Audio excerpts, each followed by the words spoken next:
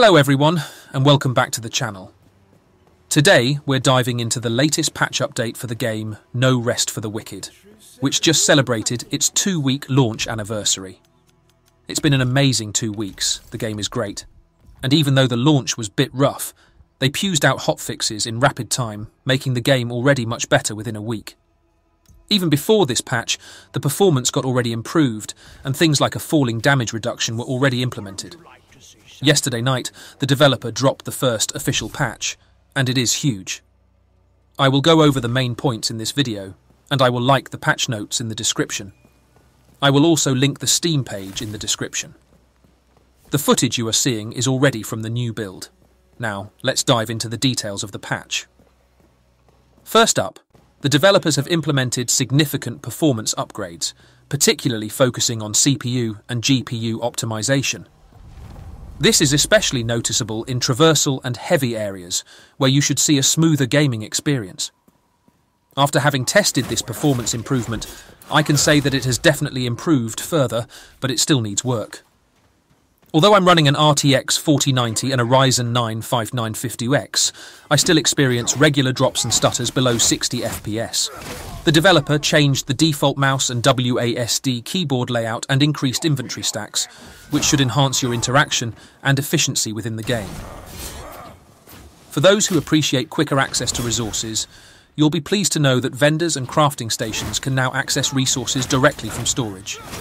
Also, housing is now accessible sooner in the game, right after completing the Sacrament quest. Finally, no more running back and forth between crafting and inventories. That might be one of the most annoying things in any game, and I'm happy they changed this so quickly. Before we proceed, if you find this breakdown helpful, don't forget to hit that like button and subscribe. It helps the channel a lot, and you'll stay updated with more content like this. In terms of settings, the developers have added custom key rebinding options for keyboards, with controller rebinding expected soon. This addition allows for a more personalised gameplay experience, catering to your specific control preferences. Personally, I had no issues with this, but I'm always preferring to give the player choices, so this is definitely a great addition. Now, let's talk about the content additions. There's a new house available for purchase, The Knot, near Sacrament Cemetery. Moreover, new Tier 3 armour sets and character animations have been added to the main menu and customization screens, enhancing both the visual appeal and the options available to you. On the balance side, the update has adjusted the gameplay mechanics for bows, now requiring stamina instead of focus. Personally, I decided not to use bows when I found out it was focus. Now, I would consider it if I have to get rid of my dual daggers first. Overall, a great change, giving more options. Then, enemy levels in certain areas have been rebalanced, which might alter how you tackle different zones. For those who focus on the technical aspects, numerous bugs have been squashed in this patch, from fixes in enemy behaviour to enhancements in game environment. Lastly, the audio and visual experiences haven't been overlooked.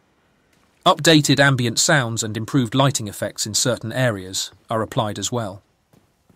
Here's your revised passage with grammar corrections and sentence structure improvements. Thank you for tuning in to this update rundown. Please share your thoughts and experiences with this patch in the comments below. After having tested this patch, I can say I'm very happy with the quality of life improvements. These address most of my major concerns with the game. Performance is still rough, but from what I read online, I might be an edge case. A lot of people are reporting absolutely massive improvements. If you were still on the fence, this is definitely the time to jump in and give it a try. If a super high frame rate is important to you, consider turning down the settings. I was running on the maximum settings. Alternatively, wait for the DLSS implementation that should come in the next patch. Regardless, I think everyone should give this game a chance. It's very good, even for someone who is dying constantly. That was it for this video. As always, please consider liking and subscribing. Stay tuned for more updates, and as always, happy gaming.